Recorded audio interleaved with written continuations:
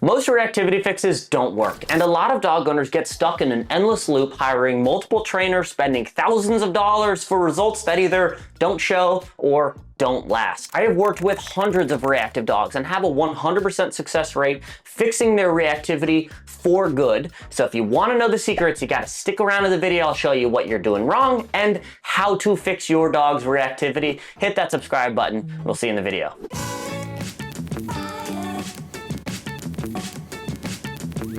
So to start, I'm going to give you 3 common pitfalls that most dog owners make when they are trying to fix their dog's reactivity. And these are really important because there are a ton of dog trainers on the internet telling you to do these 3 things. But in my experience working with hundreds of clients, they don't work.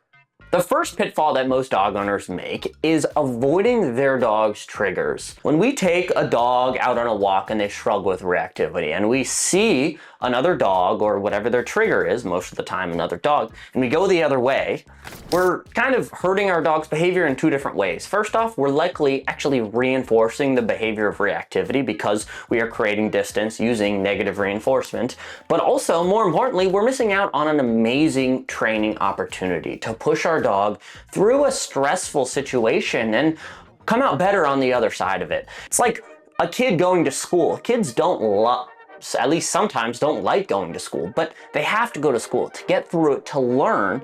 And if our kid decides that they don't want to go to school and we say, oh, hey, 4th grade John, no, you don't have to go to school because you don't want to, kid's never going to want to go to school, and it's actually going to make the problem worse. And so alternatively, what I would much rather do is expose our dog to their triggers constantly, push them further, and desensitize the stimuli, the behavior of reacting. And that takes some time, and we'll get to the actual fixes at the end of this video, so you have to stick around.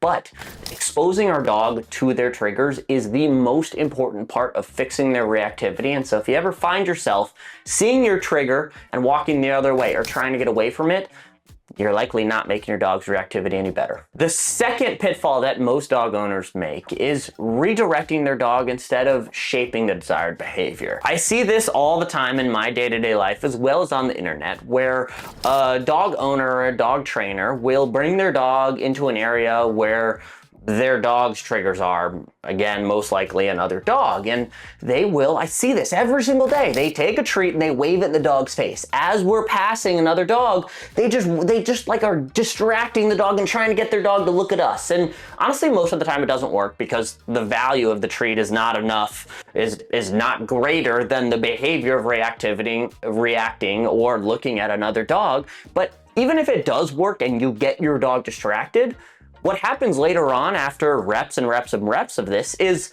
the dog sees another dog, they form the association that, okay, I'm getting a treat, and your dog gets heavily reinforced and gets worked up, and the reactivity actually gets worse over time.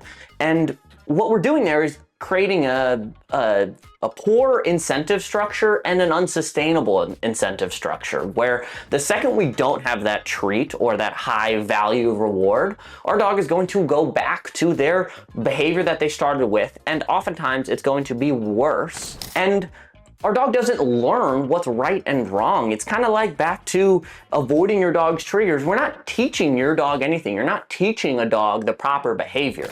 This is an example that I think dog owners don't necessarily understand with dogs, but most people understand it with humans, and I don't really understand this. Like if you took your kid, a little 10-year-old kid to Disney World or Disneyland, and the kid was just amped, just excited to see every single person, and every single person, they'd run up and jump in their arms or like hug them or go crazy. The answer is not, hey, here's an ice cream cone, or hey, look at me, here's an ice cream cone. No, the answer is, that's wrong. We don't do that. And dogs and humans understand things very differently, but it is extremely important to communicate what is an undesired behavior. What do we not want you to do as a dog? And if we don't do that and all we do is redirect, we're kind of putting a band-aid on the issue, not fixing anything, and just kicking the can down the road for really no results. As a professional dog trainer, I've spent my entire career looking for the perfect leash. There's none out there, so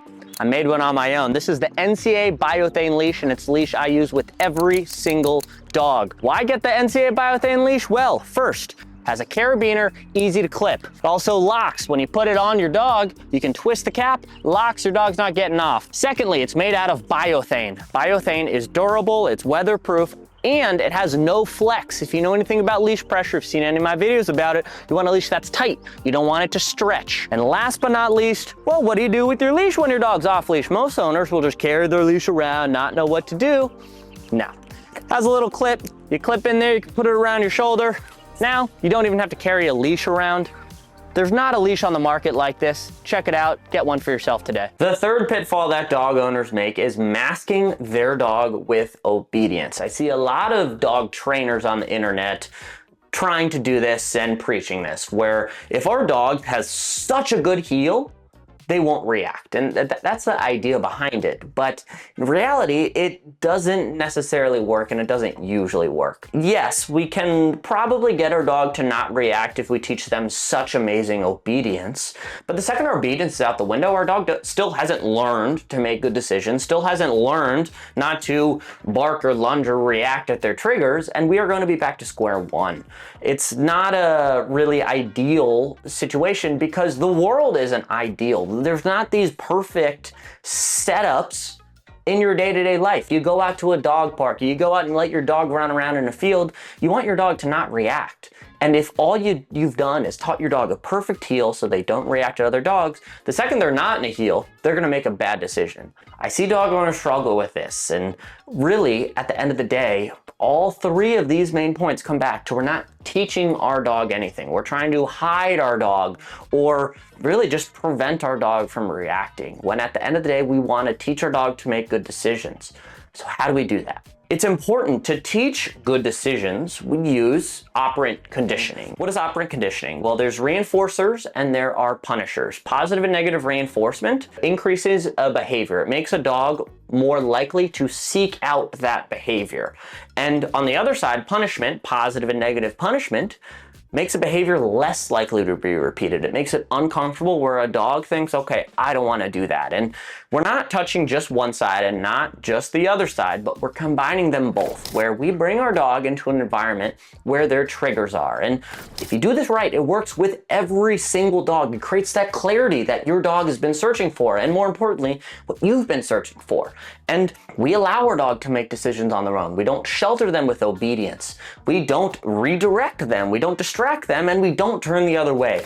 We bring our dog into these triggers. We allow them to make a decision. Was it a good decision? Was it a bad decision? If it's a bad decision, we want that behavior to be less likely to be repeated. So what do? We add a punisher. And to add a punisher, if the behavior is really enforcing, equal and opposite to tip the scale in the other direction, punishing. And if the behavior of reacting is so reinforcing, and it likely is because they've done it over and over and over again, we have to add an equal and opposite punishment to balance out the behavior. You can think of it as on a scale. 1 or 2 reps is not going to teach your dog that, but over time, every single time your dog sees another dog, the reinforcement of the reactive behavior is going to go down a little bit because there's a punishment every time. And then on the other side of that, when our dog offers a proper behavior, when our dog looks at another dog and looks back at us and they make a good decision on their own, not with us telling them to, but on their own, that's where we use a huge amount of reinforcement. And that creates the clarity over time where the reinforcement of the reactivity goes down because we're adding equal and opposite punishments, and our dog becomes neutral when they see other dogs because they are making good decisions that we want them to make on their own. And that is the secret to fixing reactive dogs. Again, I have worked with hundreds of reactive dogs. This works 100% of the time. If you do it right, I have a ton of other videos on how to fix reactivity. So go check those out. If you enjoyed it, hit the subscribe button. We'll see you in the next one.